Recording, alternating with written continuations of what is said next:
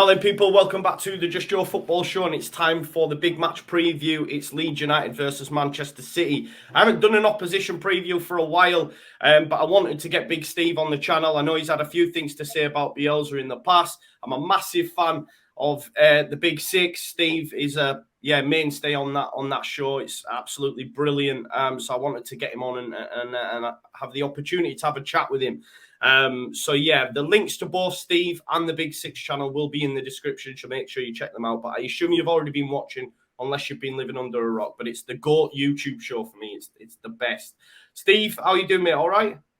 Yeah, man, I'm great. Thanks for having me on. Pal. No, it's a pleasure, mate. As I say, the pleasure is all mine. Thanks for giving up your Friday. How's things at your end, mate? Fighting on all fronts. City. What a Champions League semi-final that was, by the way. Probably go down as one of the best ever. I watched it on the channel, actually, and it was unbelievable. It did really well views-wise, because as you can imagine, what a game it was. Yeah. Just talk to me about that game, and I guess you'll be going to Madrid as well. You go all over, don't you? Yeah, it's my second time in Madrid in the last few weeks. I went to the Atletico game. No, it was a fantastic semi-final. To score 4 goals against Real Madrid, to be going to the Bernabeu in the lead, it's great for us. Some City fans are moaning still. You know, it's not quite good enough. We should have finished them off.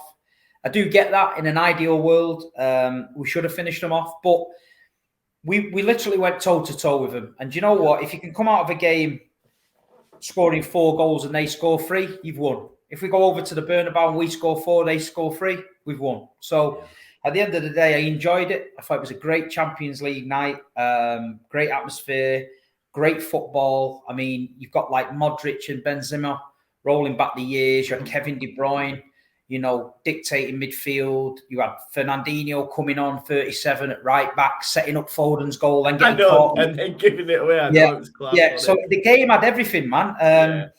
It was really, really good to watch. And do you know what?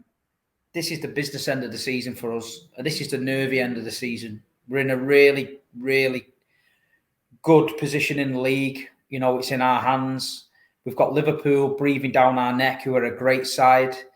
You know, we did let them off the hook at the Etihad as well. You know what I mean? We had them, we left them alive. We've got them breathing down our neck. We've got Champions League semi-final again. So obviously we got to the final last year. So on the blue side of Manchester at the minute, it's all good. You know, considering we started the season with no striker and people were a bit worried about it, we've not done that bad. But to be honest, coming to this business end of the season now, we're picking up a few little knocks. There's a couple of players carrying various injuries and just patching them up and rolling them out. So we've just got to get over the line, mate. We've just got to get over the line. 100%. There's loads there. I know. I think you mentioned the other days, Kevin De Bruyne got something wrong with his ankle or something. Is that right? Yeah, he's been had this ankle problem for a while. I think it was even from the Euros, but they keep patching him up. But then Pep came out and said, you know, his ankle's not 100%. You wouldn't know it from the way he's playing. You know what I mean? He's been brilliant, but he is getting a very tired towards the later part of the games now. And we've got to manage. Pep's done well at managing the squad, to be honest. He's got a great squad. It's deep. We can rotate it, but it's not ideal when you're playing Fernandinho. You know, it's not ideal playing John Stones at right back. It's not ideal playing Fernandinho at right back, and it's not ideal going to Wembley in a semi-final and playing, you know, Fernandinho in midfield against Liverpool. You know what I mean? But it is what it is. We move, keep going.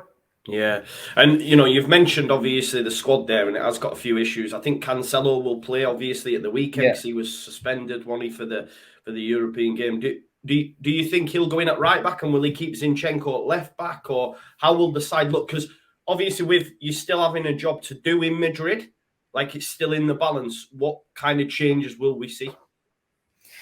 Well, this is the beauty. Well, they say the beauty. This is the Premier League for you. People try to play down the Premier League, but you look at it. We can't afford to make a radically changed side against Leeds, because if we drop anything at Ellen Road, the league's over. So that is how big of a game it is for us. So he's got to manage it well. I do think that Gundogan will come in.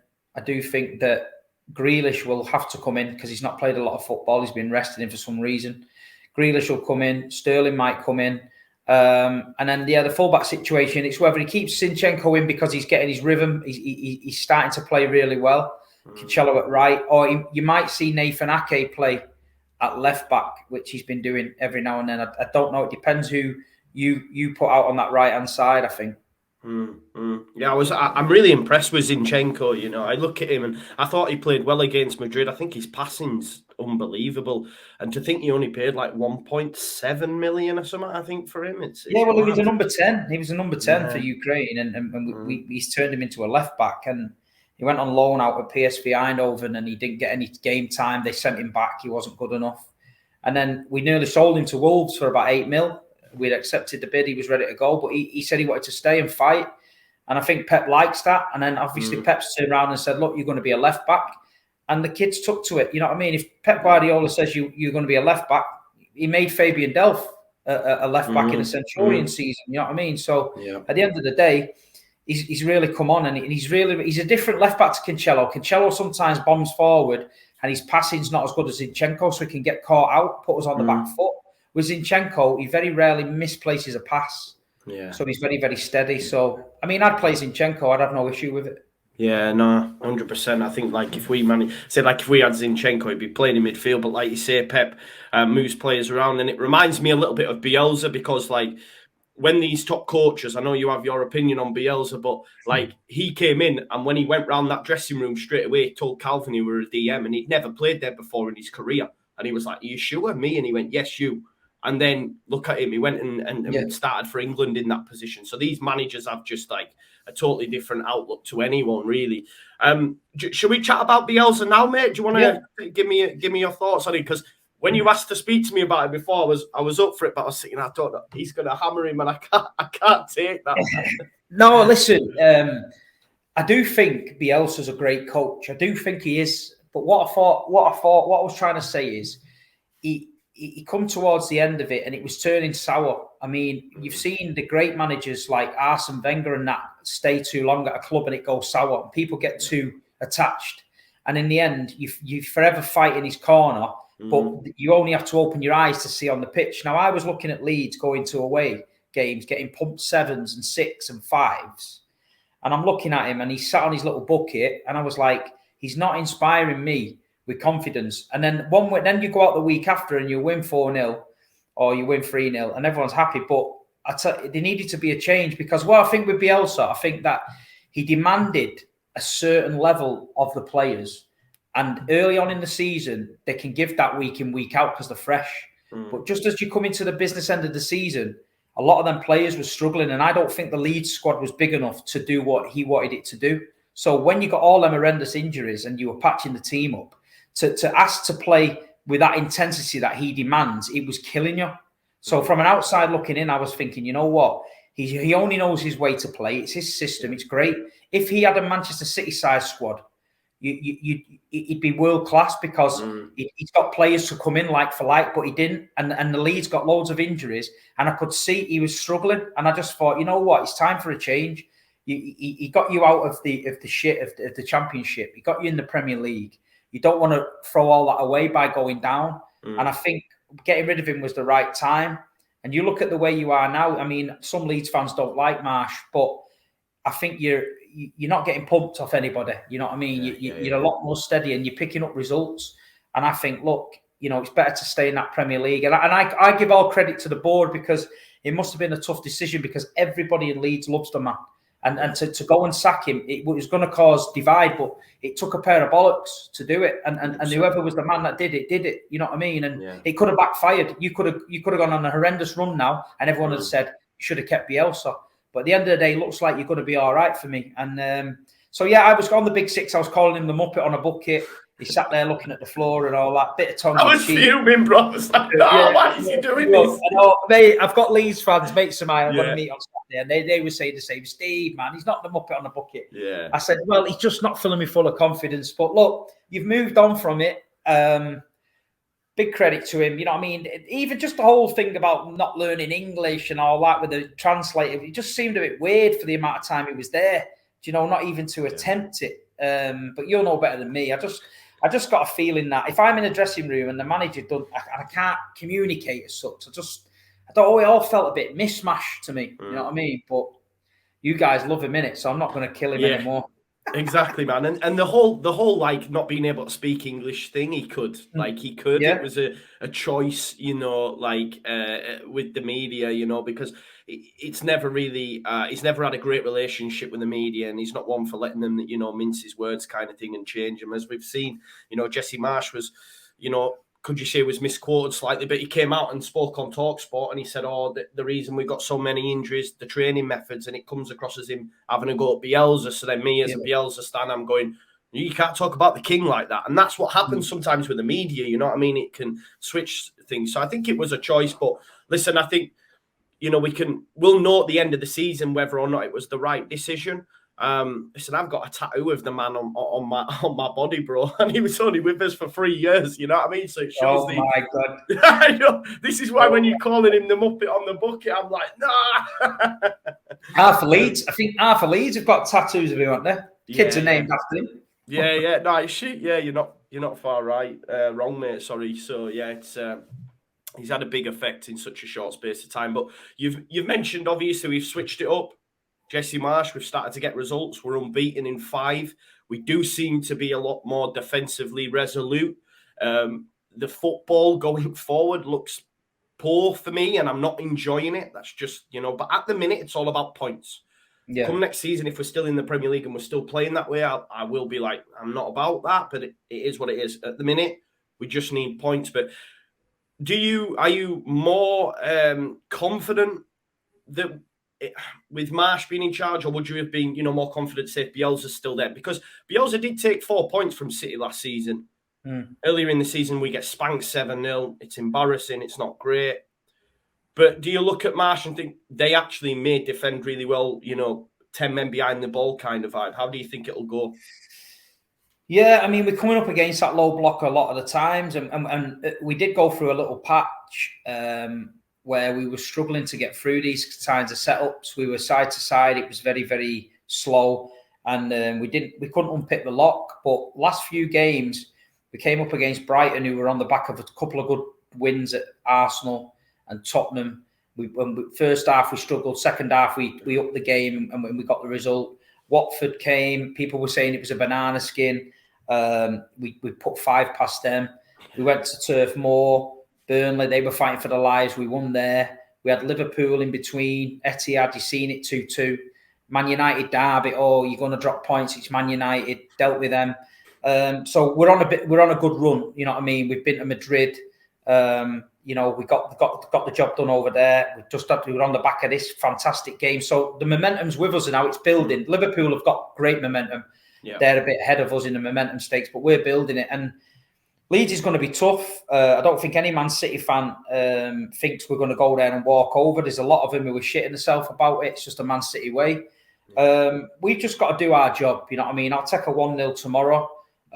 Just get the points on the board. Literally, we've got to win 5 games to win the Premier League. Yeah. You've got to get as many points as you can to stay up. It's that end of the season now where, for different reasons, they're all cup finals. For you, it's a massive game. For me, it's a massive game. But I just think we've got to do what we can do. You look at the quality we've got. You look at the players that are playing well at the minute, and we've got more than enough to get a result at Ellen Road. So I'm expecting us to do that, but I don't think it'll be easy. Yeah, does Dan James not worry you? No, do you know what worries me? Because he's that shit, yeah?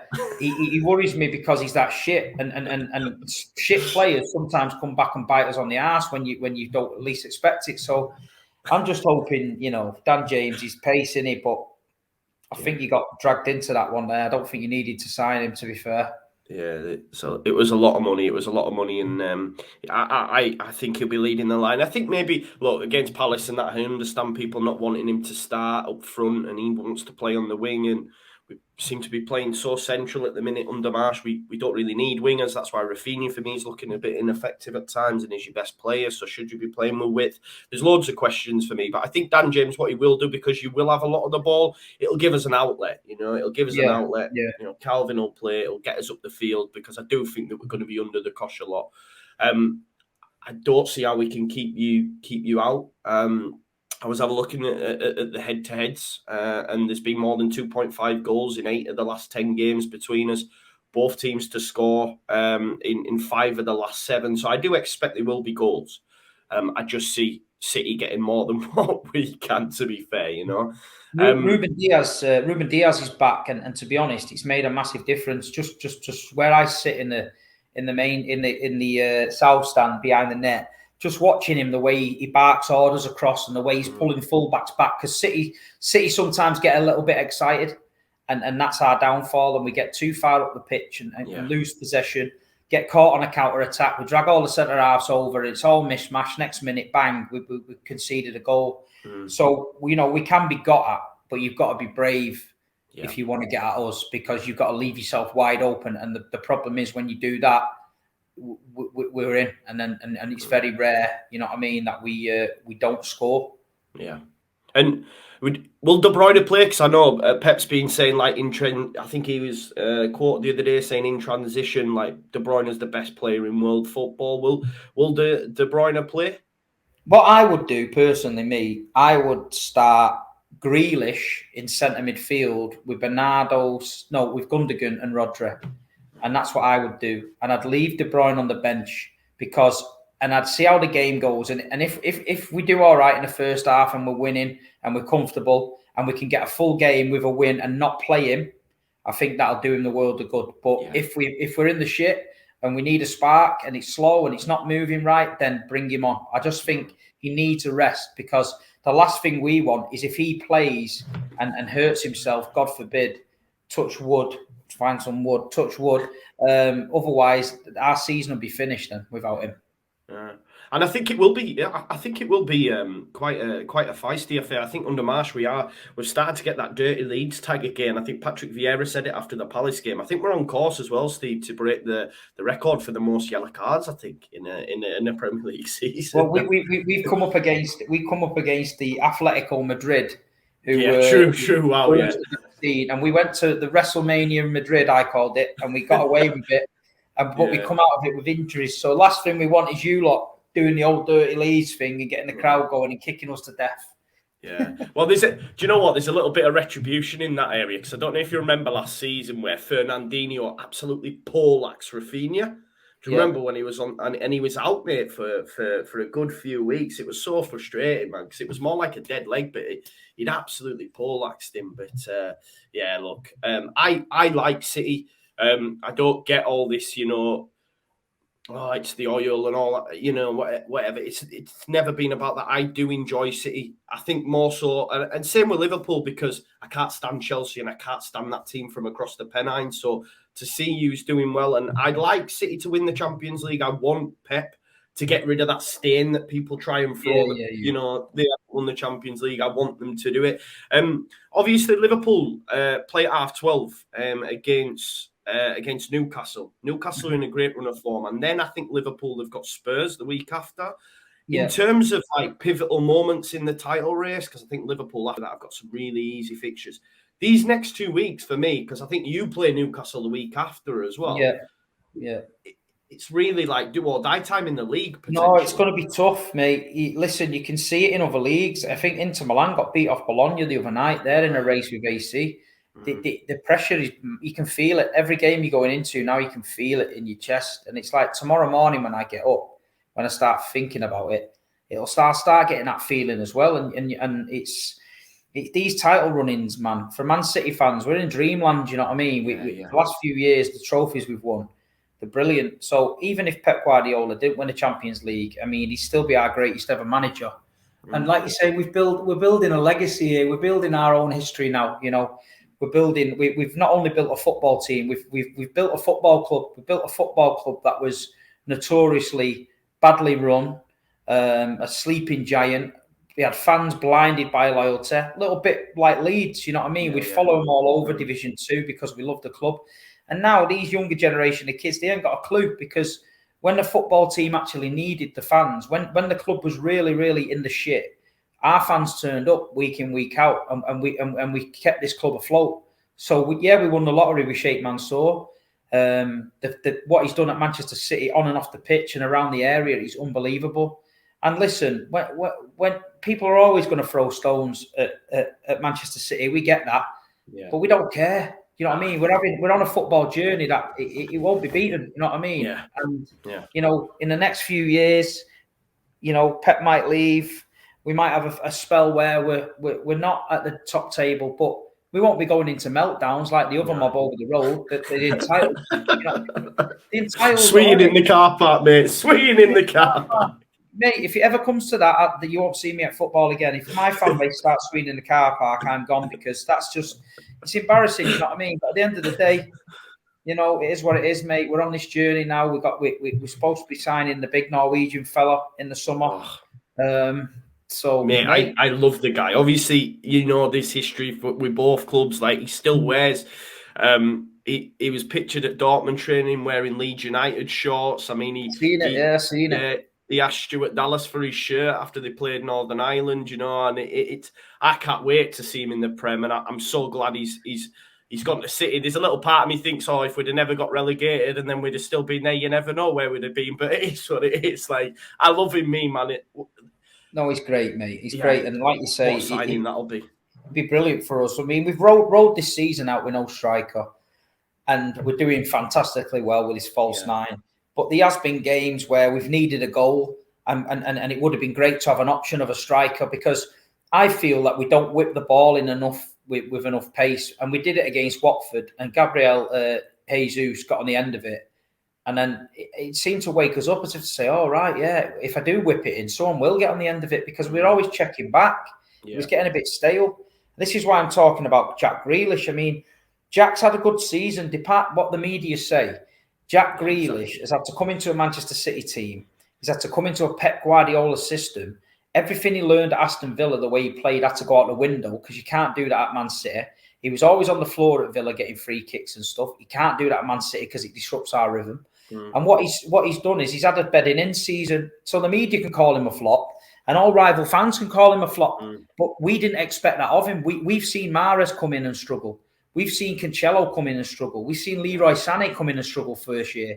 So Jack Grealish will be judged next season. But I've said it on a few channels. I think Jack Grealish has got a say in this season yet. I think somewhere, whether it be the Premier League or the Champions League, Jack Grealish will make his mark in one of them. Yeah, well, we all like him now, but for a period of time, there was especially when we were in the Championship, Villa Leeds, we really disliked him, and he was on record as saying to Calvin, like, "Why do you all hate me?" So if it's going to be any time, it might be the weekend. But I do really rate Jack Grealish, like I say. So he's a top player, and like Sam. I'm gushing over City a little bit, but I do enjoy watching them, mate. In terms of how you think the game will go, I mean, I made my prediction on my channel and in my own singular preview, and I said City 3-1.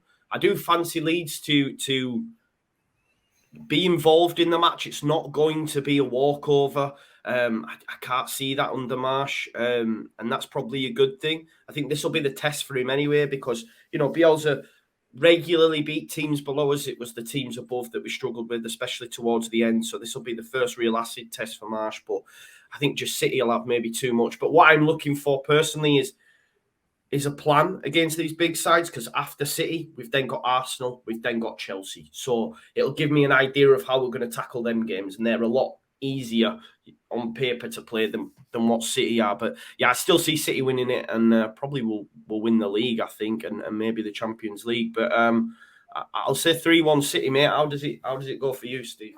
I said on the Big Six last night that we'll win 2-0. I just think it would be just a regimental performance from us. I think we're going to have to be a bit risky with it. I think we're going to have to get in the trenches a bit and get dirty. But I think we just got to focus on the game and do our job. And I think if we keep the ball and we can maybe move it quicker and set the tempo higher than what Leeds can get to, I think we might get it over the line. But I don't think it will be a walkover. Some City fans were saying 3s and 4s. I'm like, it's not going to happen. It's not going to happen. So listen, 1-0 will do me, but I've gone for 2 now. Yeah. I think City win. I can see a City win anyway. What I do want to ask you, a little bit off point, we didn't really speak about this, but it's just come to my mind. There's been a lot of guff in the press linking Calvin Phillips to Manchester United over the last few days. It'll never happen. Like would I put my house in it? Maybe not so, but I'd put, I'd say I don't see it happening. Why would you? Erling Smith. I know, but we've been relegated and all that sort of stuff. It's different. I don't. Was it Alan Smith? Was he called Alan Smith? Yeah, Alan Smith. Yeah. Alan Smith. Yeah. He went to Manchester United, but I want to ask you, because what I do see, if Calvin does leave, it'll be to a Champions League club. With Fernandinho leaving, would you look at a Calvin? Do you think City? Because for me, I've always said if he goes to Liverpool or City, I don't mind. I just don't want him at Chelsea or Man United. So. I think it's down to the price. And he's got to come in and think, right, okay, am I going to be number one choice here, or is Rodri going to be ahead of me? And I think Rodri at the minute will be ahead of him. It depends whether he thinks, you know what, I can come in there and take that shirt off Rodri, or I'll come in there and Pep might want to rotate.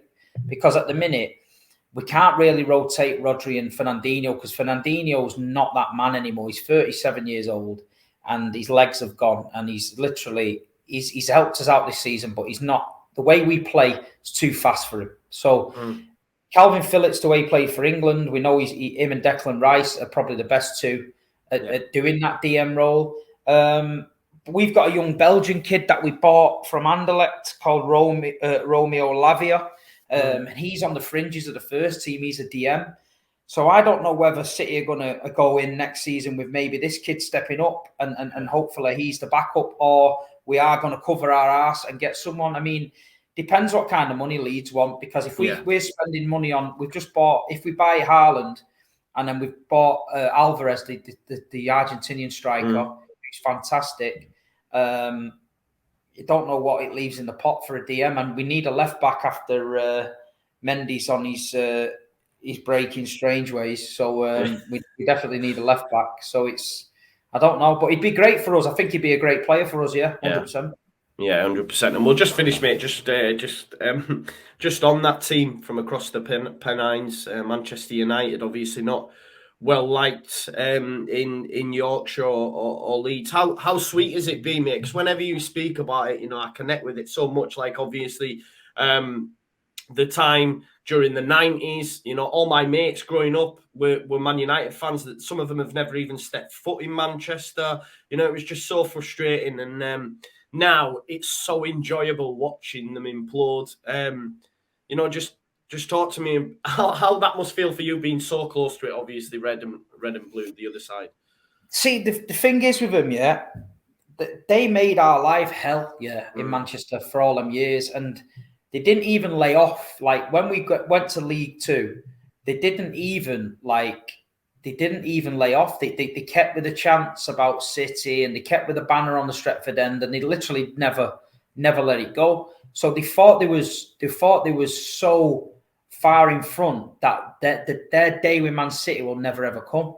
And then all of a sudden it came like the biggest shot of karma and bit him right in the arse. But I think the way they was helped shape Mansour by this club, because I think he looked around England for a club, and he looked and basically said, like, who's the biggest team in England? Manchester United.